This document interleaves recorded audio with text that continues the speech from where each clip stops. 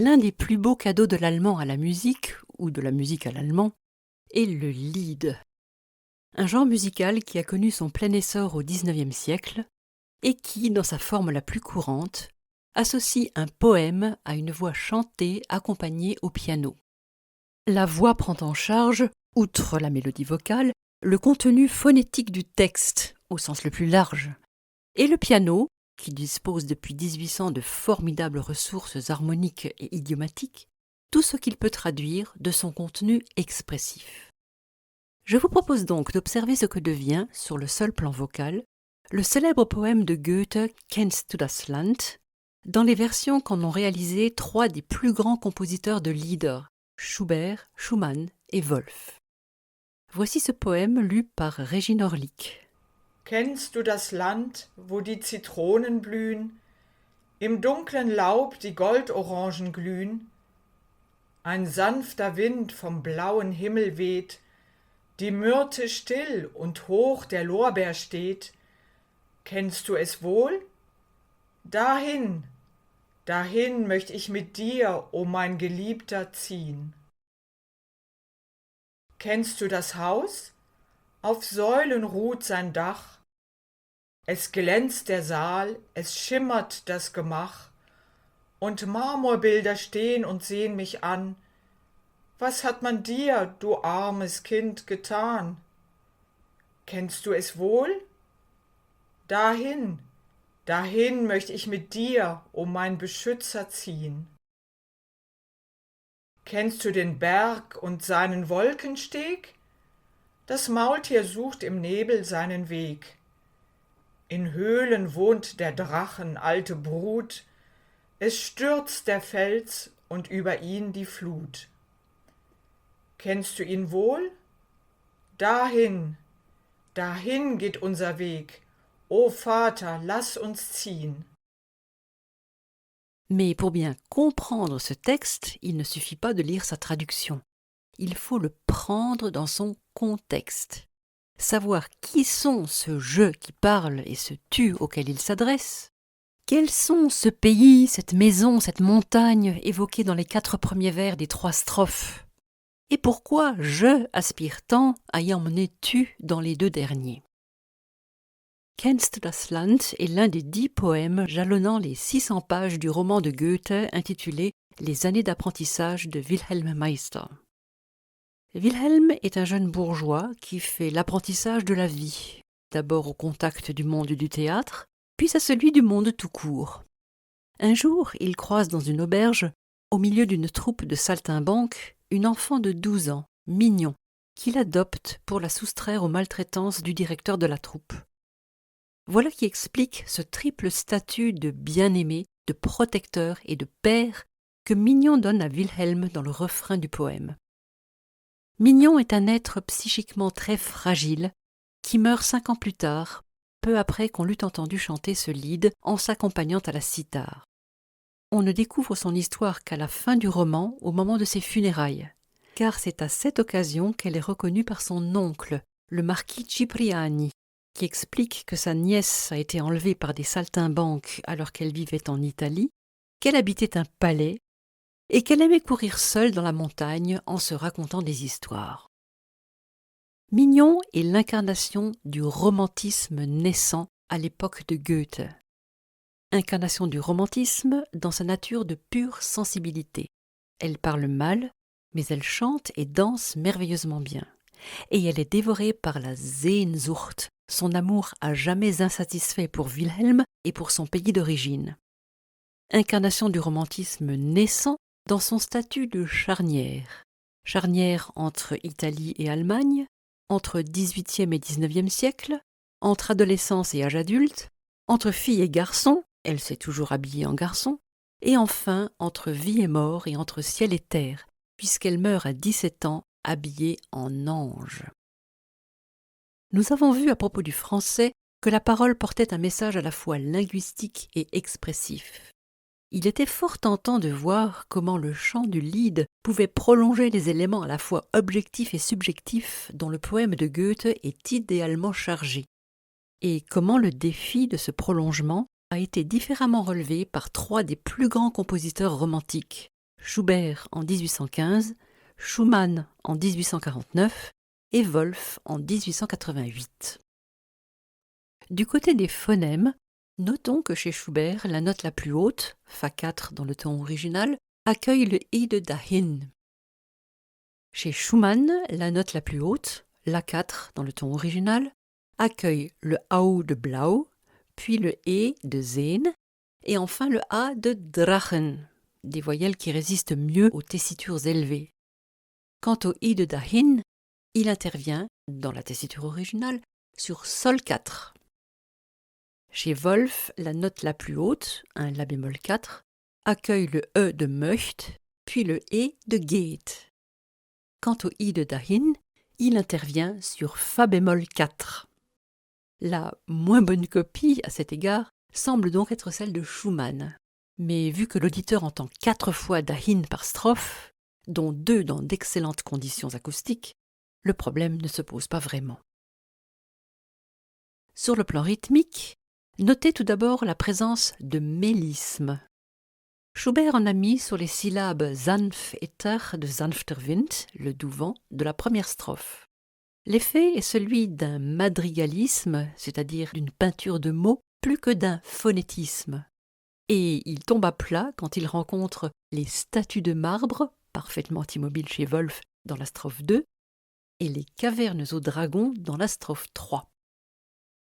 Chez Schumann, on trouve des mélismes au même endroit, avec les mêmes conséquences, mais également dans le vers précédent, où par chance, il croise dans les 3 strophes une même idée de vibration lumineuse, celle des oranges d'or dans le feuillage obscur, puis celle des lumières dans la grande salle, et enfin celle du brouillard dans lequel se perd le chemin.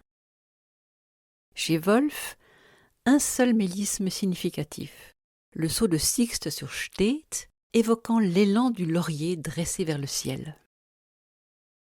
Concernant la correspondance des accents, il y a peu de choses à relever, sauf peut-être les accents un peu lourds que Schubert met, dans les 2 premiers vers, sur les articles die et das devant Zitronen et Gemach, ainsi que sur les 2 syllabes de seinen Weg, et la bosse fréquentielle que Schumann crée, dans le 3e vers, sur les désinences de sanfter, de marmorbilder et de höhlen. La remarque la plus intéressante sur le rythme concerne l'accentuation du mot dahin. Dahin, dahin geht unser Weg. Régine montre bien la prodigieuse efficacité de l'allemand, qui peut dire 2 choses différentes rien qu'en changeant la place de l'accent dans ce mot de 2 syllabes. Avec dahin, on trace un point, c'est là. Avec dahin, on trace un vecteur, c'est là qu'on va. Schubert et Schumann ont opté sans équivoque pour dahin et Wolf pour dahin, en confiant au contexte, le sens de la répétition et les 2 mains du piano, l'élan du hin. Le refrain est l'endroit idéal où observer d'éventuels effets d'intonation, car kennst du es wohl est une question et dahin, etc., une exclamation. Et c'est là aussi que se concentre toute la force expressive du poème. Pour la question, les 2 directions sont possibles, puisque le sens est déjà assuré par l'inversion syntaxique verbe-sujet. La question ascendante met l'accent sur wohl.